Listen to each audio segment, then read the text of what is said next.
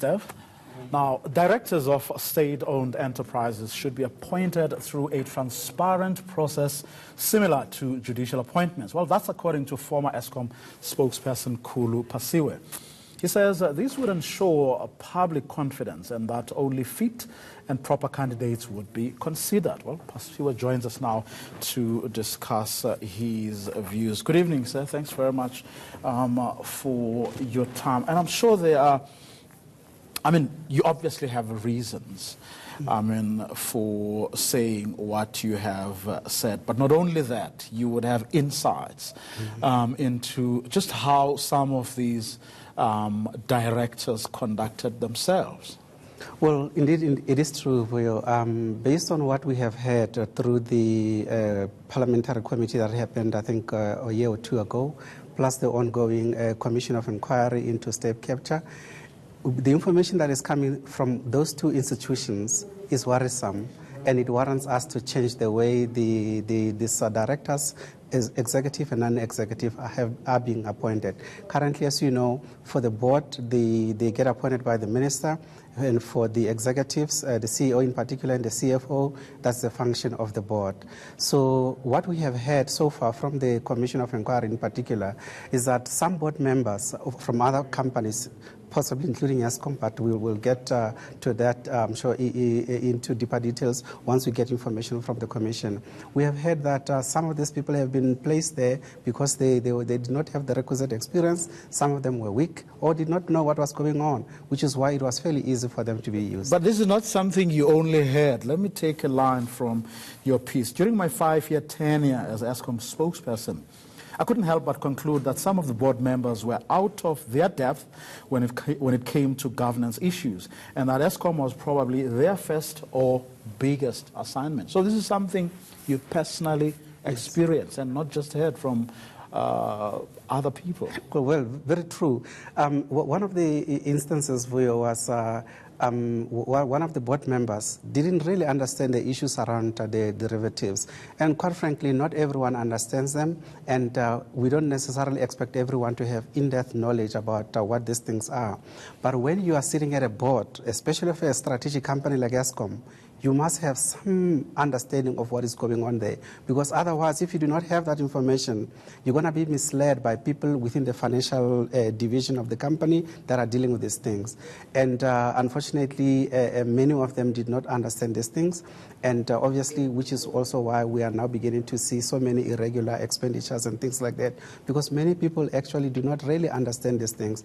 And in relation to some of them, Eskom being the key or the first big company that they were sitting at, that one I can safely say to you that we have seen many of them. And as a matter of fact, I think maybe say 3 or 4 years ago, you'll remember the Million Guardian wrote a story about one of the board members who went to France, and then that board member started posting things about the food and other things that she was enjoying there. That was a major gig within Eskom. And there you were, of course, having to cover this all up, or at the very least, give us the impression that these were not really issues that we should be so concerned about. Well, from our side, as professionals, what we do is to focus on the key issues at hand. For example, Eskom has major issues in relation to its operational performance, the finances, and obviously the issues around corporate governance. For us, the issue is not really about individuals necessarily, although individuals, obviously, some of them are causing some of these problems. But you rather focus on the issue or the principle so that you correct those things. Once you do that, then the other factors like people's behaviors and things like that will automatically fall in line. In the years that you spent there, did you ever find yourself in a situation where you either had to cover up, or had to really make South Africans feel like the issue at hand was not so important, when in reality it actually was? Vuyo, the one instance which I, even to date, I still regret is the one in relation to the monies that Eskom had made or paid to Trillian and McKinsey. So we as a company, we had told Parliament and also the then Minister of Public Enterprises, that we did not have any relations with Trillian, and therefore we did not make any payments to them. And that information was relayed obviously by our executives in Parliament, and then the Minister also repeated that. And from our side as corporate communications, we also repeated that, because that was information that we got from the sources, which is the directors of the company. So ultimately it turned out that actually Eskom, even though it did not have a contract with Trillian, we had somehow made the payments to them, which is why the courts have now made a pronouncement that Trillian has to pay back the money.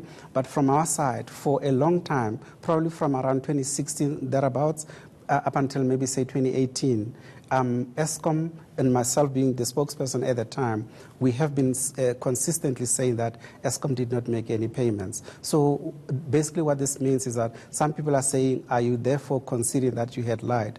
For me, the way I would define a lie is when you know the truth, but you give a different spin to it. So I didn't know that Eskom had made these payments, and the board and the executives had told Parliament, which is a public forum, that they did not make any payments to this company. So I had no information other than what has been presented to the Parliament and also to the board and to the executives as well. Would you ever go back to a parastatal like Eskom and played a similar role to the one you had? Well, all of us who have a certain expertise in relation to things that can help improve these parastatals, because remember, these companies are our companies. We are shareholders in these companies. So where possible, we need to assist them to improve. If I were to be asked to do certain things, I certainly will consider. But for now, quite frankly, it is not something that is top of my mind. But I've heard a lot of professionals saying, black professionals in particular, saying perhaps working for parastatals isn't a good idea because you are bound to die here, or at least your professional career. That's what will happen to your professional career. Well, yes, we have heard about it, but I'm sure with the support of the government as a whole, and in particular maybe the direct ministers, like the responsible ministers, like maybe say in this regard, the Department of Public Enterprises or whichever department, if you do have support from there, then the pressures coming from outside will come. But if you have that sort of protective cover, I think some of them would be able to do what they need to do. Now, you reckon the way these directors are appointed, if it was to be a public process, similar to what happens when you are appointing judicial officers, perhaps that's one way of dealing with the problem. But what happens when those people are already inside? They now have to do their work. What can you say about the relationship between them and the state in the form of, the ministers and their departments that have to be the sort of the interface?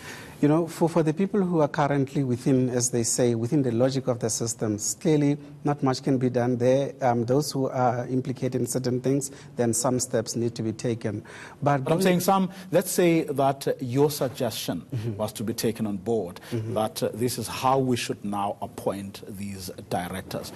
Should the way things have worked in terms of the relationship between these boards and the various state departments that they report to, should that relationship be left as it is as well? Are there no problems at all there?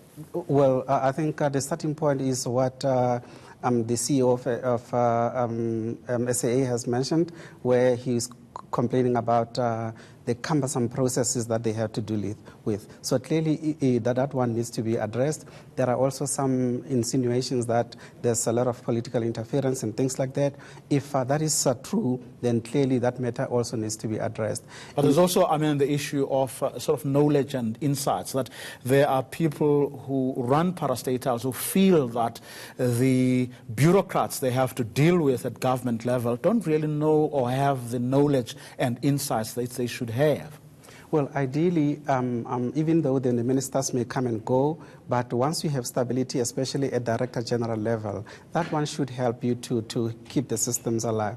But unfortunately, what we have seen over the last, say, 10 years or so is you have changes with the minister, changes with the Director General, changes at board level, changes with the CEO of companies. Everyone is new, everyone is coming with new plans, and unfortunately, nothing gets done. Before you know it, you're going to have a new board and a new CEO, and the system keeps on repeating itself, which is why we are saying with the problems that we are seeing with Eskom and SAA and others, maybe with now that Eskom is not going to have a CEO very soon, maybe the process should be that with a new one who is coming on, then they should have that public process.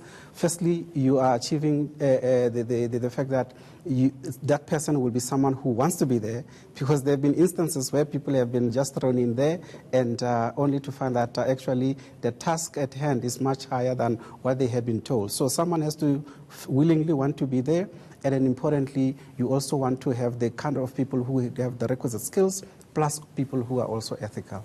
We're going to leave it there for this evening. Thanks very much for coming through.